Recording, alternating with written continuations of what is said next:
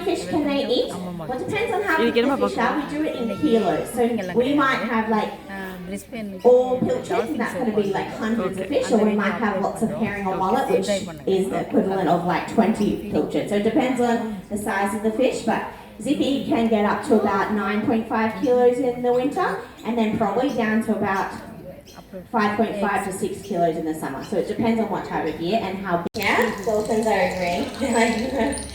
We're not super hungry. We've actually put on a bit of winter weight, and we need to get rid of that winter weight to keep ourselves nice and cool. So actually, sometimes our fish isn't really motivating for our animals, so we have to come up with some other ways to let them know that they're doing a good job. Is there any other ideas in the audience today? Yeah. Sometimes it might be their absolute favourite behaviour, or for Bella, it is learning brand new things. So her trainer Alec and herself over there are learning to splash and spin at the same time. So combining two behaviours that she already knows and doing them at the same time. So she loves to learn new things. So it may not look super successful at the time because we are new to this concept for Bella, but her brain is going to be very active, so she's going to be enjoying this time with her trainer. Another form of reinforcement is like high fives or pats. I love a good cuddle with my little son Henry, and these guys love a good cuddle or pat as well. We can use jelly, or we can use their favourite toys. So similar to your kids at home, if they clean up their bedrooms, maybe they get half an hour on the PlayStation. Can be the same sort of concept with our animals here at the sanctuary as well. Now, to get to the point where we can use these types of reinforcement, we do what's known as target training. So if you check out Brooke, you can see she'll present a hand to the dolphin and they'll come and touch her on her hand. Then we can move our hands in different locations. Maybe you can try and do Zippy no, or Jetson's yes. So you can see Brooklyn's moving her hands up, down, and Jet is following her hands, and then side to side with Zippy for his no. Now obviously we're shorties, you can see my arms are not really long, so what we do for the big jumps that you can see, this is a super long one, we have these big poles. So it's the same concept, you can see that yellow ball at the end, the dolphins will come and touch that yellow ball at the end, and we can move the poles in the shape of the behaviour. So if we want them to do a nice big jump, we can move our pole in an arc motion, and they'll follow that arc motion to do the jump. Now they are going to make mistakes during this process. Hands up in the audience if you've made a mistake today. Most of you, yeah? Mistakes are natural. They are going to happen no matter what. And if our animals are to make a mistake, that's completely fine. All we're going to do is remove our attention from them for about 3 seconds. So imagine I asked you guys to wave and you're all pretty terrible at that. No one's waving back, so just going to ignore you for 3 seconds. You're pretty good at the end though. You're good. Alright, let's try again. Everyone give me a wave. Oh yeah, look at you guys, all so handsome, so beautiful. Thank you for coming. So you can see you guys still receive reinforcement. Today I chose to use words of affirmation for you guys. It was just about 4 seconds later. So that's the same thing with our dolphins. If they're not getting it correct, we'll give them a moment, maybe give them a prompt or a hint, and then we'll do that behaviour again. Let's see if they'll get it right. Now guys, I am going to do some training, so what I might start with is Zippy. Zippy's learning a behaviour called the back reach. So, Jet is actually going to show you guys what the behaviour is going to look like in the end. So, what Zippy needs to do as Jet is coming to the front, come up out of the water and then go backwards. So that is what I'm looking for. I don't know if it will happen today. Let's have a look. No, I like it here. Splash on.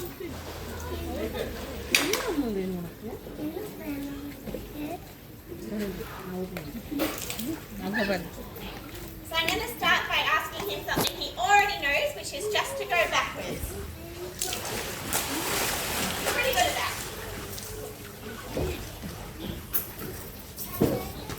And now he's already really good at just going backwards. I'm going to ask him to come out of the water using one of those hand targets and then ask him to go backwards and see how that goes.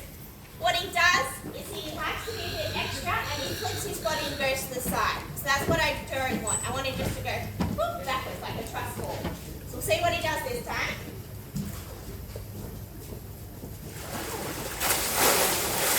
We'll kind of twist it at the end, so not perfect. Now some cats. Alright, let's try again. Yeah, that was good. Let's give him a round of applause.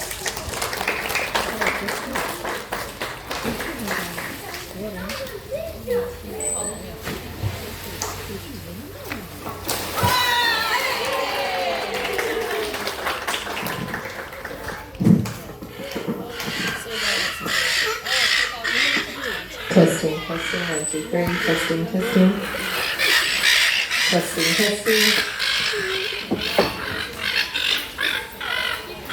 Alright, that was pretty good. With Zippy, sometimes if you do too much, he loses the plot. So he got it really good, and I'll leave it there. And we'll come back in another, maybe tomorrow, and see if we can get a little bit higher. And hopefully if you guys visit us next year, it'll be complete. I have already been drawing this for a year though, so no promises. Now the next behaviour we will be working on is with Jetson, or Jet is his actual name. And I'm working on what we call an open blowhole. So this is a little bit more complicated. I'm still using targets, but my targets are just my fingers. So I'm going to have a target on each side of his blowhole. I'm going to be seeing if he will keep it open. So he's going to take a big breath, and then hopefully he'll try and keep it open for me. This is a super important behaviour because we need to be able to take swabs every now and then. Notice that he is having a bit of a funky smell to his breath when he does his blowhole, or there might be mucus in there, like when we get really phlegmy, for instance, dolphins can have. And it would be super helpful if we see any of these things to be able to get a sample voluntarily from them.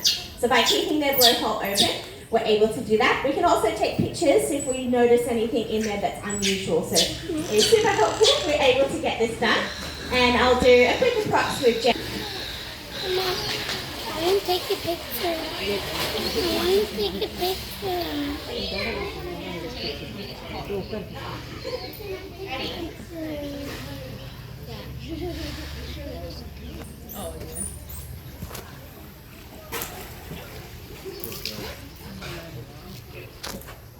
Have a finger on each side. He's already opening it for me, so he understands what's going on. Ooh, nice. And he kept it open a smidge.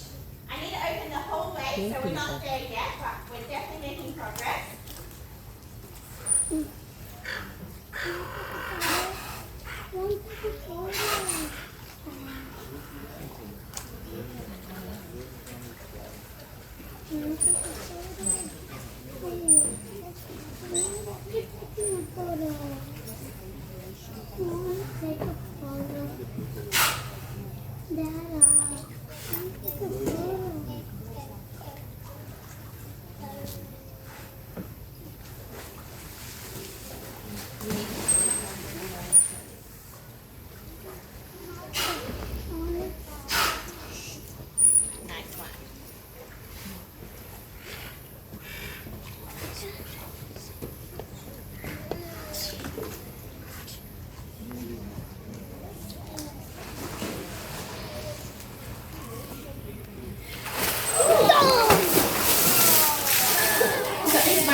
Today my boss would kill me. Thank you, Brooklyn. I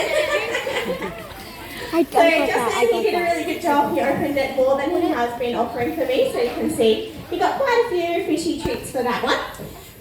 So that is one of the reasons that we train here at the sanctuary, for voluntary husbandry procedures. So we can do voluntary blood draws, voluntary ultrasounds, voluntary x-rays by doing this operant conditioning like you've seen this morning.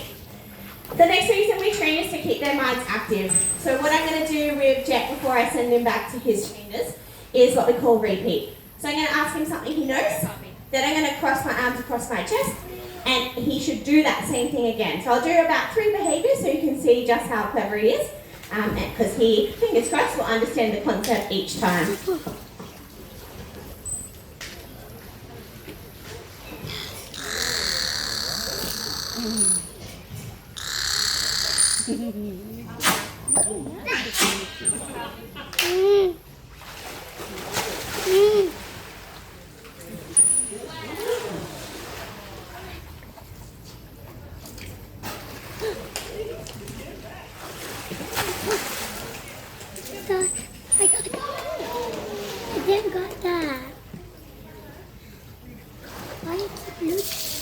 Oh, you get it.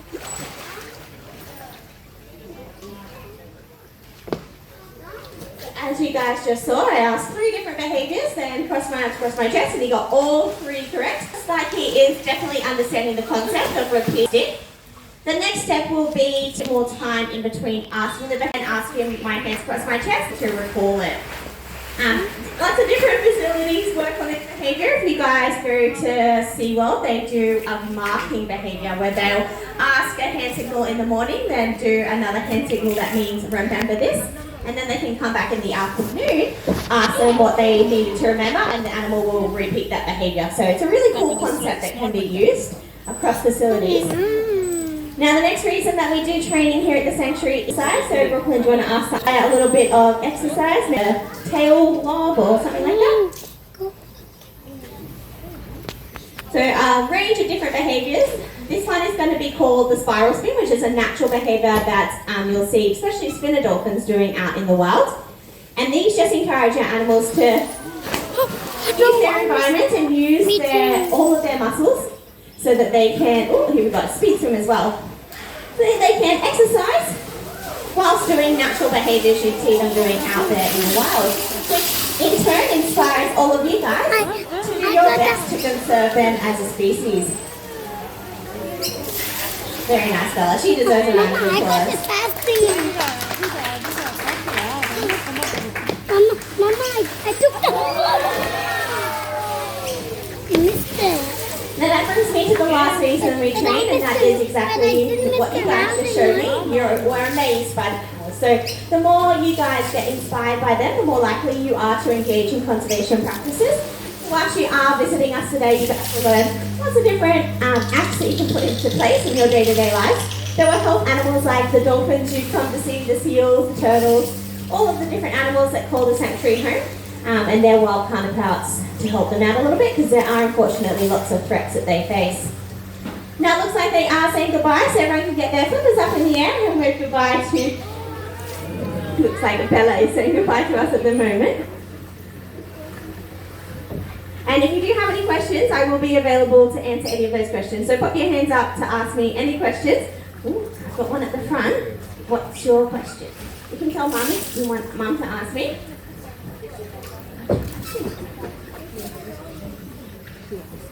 I'll ask this kid over here while I was waiting. Can you get a pet dolphin? Whew, they've been expensive to feed. You need a really big habitat like we have here. And you need to have pretty good water quality, so not recommended. Yeah, just yeah, I know. I just want something. Wait. How long does it take us to teach them? Well, it really depends on the individual. You have 2 siblings here with you today. I'm sure each of you learn very differently, right? So if I was to try and teach your brother something and then teach you the same way, do you think it would work? Or do you think I might need to change my strategy a little bit? Change my strategy, yeah? And that's exactly the same with the dolphins. They aren't all learning in the same way. I have to tweak the way I teach them a little bit so that I can help them out. So Bella, for instance, when she learned that backwards behaviour, I could just use a target pole, one of those long poles with a ball on the end, target her up and then do a simple flick, and she got it, no problem. Zippy, on the other hand, just does weird stuff when I bring the target pole out. Not what I'm after, so I have to teach him using behaviours he already knows. So they're all different. You need to be able to do your training differently for each individual, and it also means they're different levels of intelligence. So Zippy's taking like 2+ years to learn that back reach behaviour. Bella was like 6 months. So each animal is different. Yeah. What's your question? How do they do the different tricks that we have? Well, we teach them first, so we show them the best and safest way possible, and then we use our hands to ask them to do something. So if, like sign language, yeah, we call it SDs, which stands for discriminative stimulus, but basically just means all our hand signals need to look different so that the animals don't get confused. What? No problem. What's your question? How do they stand on their tail? Next talk will be at 10:45, so in about 10 minutes, and